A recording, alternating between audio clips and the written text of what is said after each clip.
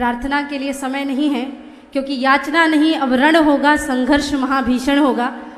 प्रार्थना तो हम कथाओं में कर लेंगे। एक बार निवेदन करूंगी, दोनों हाथ ऊपर उठाएं, मुट्ठियां बांध के इतना जोर से जय जय घोष करना है, क्योंकि दिल्ली से ही उन गीदड़ों ने आवाज लगाई थी कि कितने अफजल मारोगे, घर घर से अफजल निकलेगा। आज ऐसा जय घोष करो कि कोई अफजल की औलाद अपनी अम्मी की कोख में भी बैठा हो तो वही दम तोड़ दे, और ऐसे नारे लगाना बंद करे, क्योंकि यहाँ सनातन बोर्ड के गठन के लिए हम आए हैं, और आज वो गठन बना के गुंजायमान करके जाएंगे, और वो गुंजान आपकी जय जय घोष से होना चाहिए। भारत माता की, भारत माता की, हिंदू राष्ट्र की, हिंदू धर्म की जय जय श्री राम, जय जय श्री राम। परम पूजनीय श्री शंकराचार्य भगवान श्री के चरणों में कोटि कोटि प्रणाम। इस आयोजन के कर्ता धर्ता और श्री हनुमान स्वरूप सनातन धर्म की ध्वजा को विश्व भर में फहराने वाले परम पूजनीय देवकी नंदन ठाकुर जी महाराज श्री, मेरे बड़े भाई के चरणों में प्रणाम। विराजमान सभी संतों के, महापुरुषों के चरणों में प्रणाम। मैं सिर्फ 5 मिनट में अपनी बात कहूंगी, क्योंकि मंच की भी मर्यादा है। सनातन बोर्ड आखिर क्यों जरूरी है? एक शब्द आपने अभी पिछले कई दिनों से सुना होगा, जिसका नाम है वक्फ बोर्ड। वक्फ बोर्ड एक ऐसा बोर्ड है जिसका भारत की भूमि से कोई लेना देना नहीं था, क्योंकि बंटवारे के बाद जब धर्म के नाम पे बंटवारा हुआ तो मुसलमान कहाँ जाए? पाकिस्तान। हिंदू कहाँ रहे? हिंदुस्तान में। लेकिन हुआ क्या?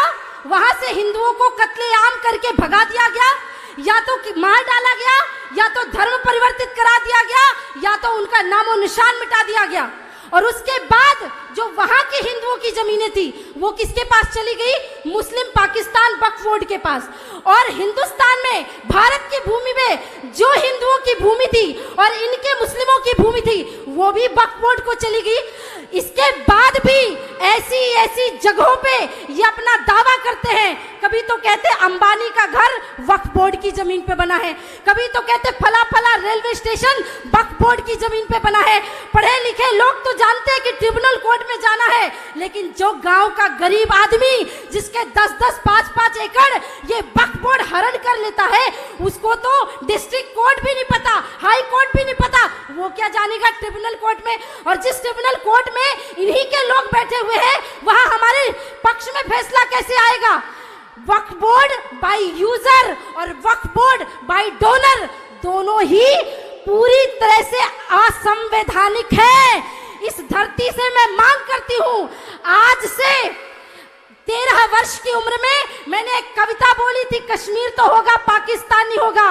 आज उसी को मॉडिफाइड करके पूज्य महाराज श्री की आवाज से आवाज मिला के एक लाइन कहती हूं कि आज संतों का ये आह्वान है कि हिंदुओं की छाती पर बैठकर अब हिंदुओं पर अत्याचार नहीं होगा। सनातन बोर्ड तो होगा, पर वक्फ बोर्ड का नामो निशान नहीं होगा।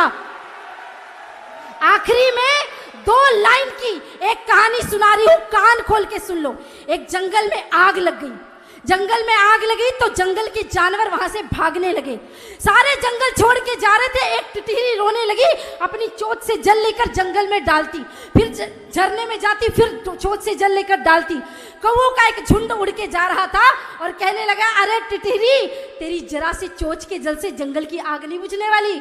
टिटहरी ने कहा, मैं ये जानती हूँ, मेरे जरा से चोंच के जल से जंगल की आग नहीं बुझने वाली, पर जब भी जंगल का इतिहास लिखा जाएगा मेरा नाम आग बुझाने वालों में और तेरा तमाशा देखने वालों में आएगा।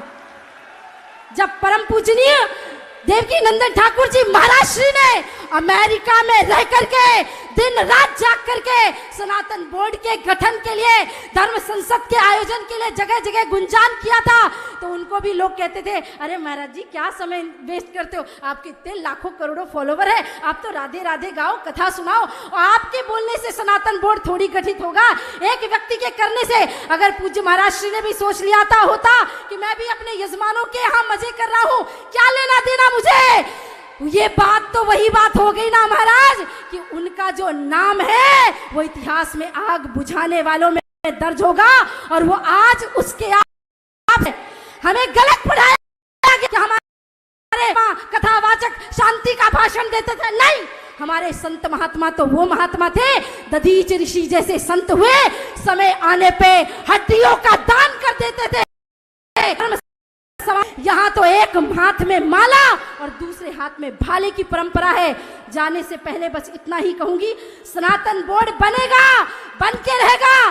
किसी माई के लाल में हिम्मत नहीं हम संतों को रोक सके, लेकिन समय रहते हो जाए तो बहुत अच्छा, समय रहते हो जाए तो बहुत अच्छा, वरना साम दाम दंड भेद की नीति किसी ने सिखाई है तो हिंदुओं ने सिखाई है। अभी हम माला लेके जयघोष कर रहे हैं, अगर भाला लेकर के दिल्ली की सड़क तो ये संत कोई पीछे नहीं हटेंगे। मैं तो अबोध सी छोटी सी उनकी बेटी हूँ, बहन हूँ, वचन देती हूँ पहली पंक्ति में आप सभी के साथ सम्मिलित होकर के देश धर्म के लिए आगे बढ़ूंगी और एक लाइन बोल करके अपनी वाणी को विश्राम करूंगी कि जो छेड़ेगा हिंदुओं की हस्ती को अब मिटा देंगे हम उसकी हर एक बस्ती को।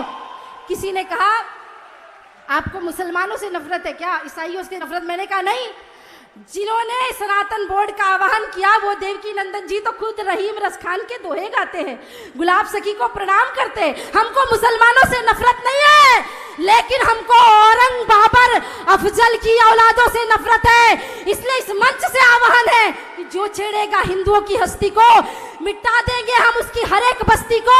रहना है तो रहीम रसखान बन के रहना, औरंगजेब बाबर बने तो खाक में मिला देंगे तुम्हारी हर एक हस्ती को। एक बार पुनः विश्राम से पहले दोनों हाथ ऊपर उठा के मुट्ठी बांध के जोर से जय जय घोष करें और एक और वचन देकर जाइए हिंदुओं।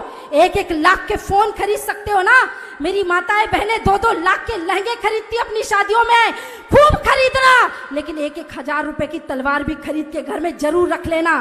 उड़ाइए दोनों हाथ। भारत माता की, भारत माता की जय जय श्री राम, जय जय श्री राम। एक और बात मैं आज इस मंच में अगर नहीं कह पाई तो शायद कहीं और नहीं कह पाऊंगी। परम पूजनीय महाराज श्री, आप बहुत अच्छे कथावाचक हैं, हम खुद भी कथा करते हैं और एक बड़ा सुंदर आपसे प्रेम भाव भी है मेरा। आप मेरे बड़े भाई हैं, गुरु तुल्य हैं, सब कुछ है, पर आपने आज कथावाचकों का सिरमौर सिर मुकुट सबसे ऊपर कर दिया सनातन धर्म के लिए। मैंने ऐसे बहुत से कथावाचक, क्षमा करिएगा, पूज्य शंकराचार्य भगवान बैठे पर क्षमा करिएगा हाथ जोड़ के, नहीं सब लोग यही कहते हैं हमेशा से कि क्या लेना देना हमें धर्म से, लेकिन पहली बार कोई संत कथावाचक यहाँ से खड़े हुए हैं। मैं साष्टांग आपको प्रणाम करती हूँ और बहुत धन्यवाद करती हूँ। जय श्री राम।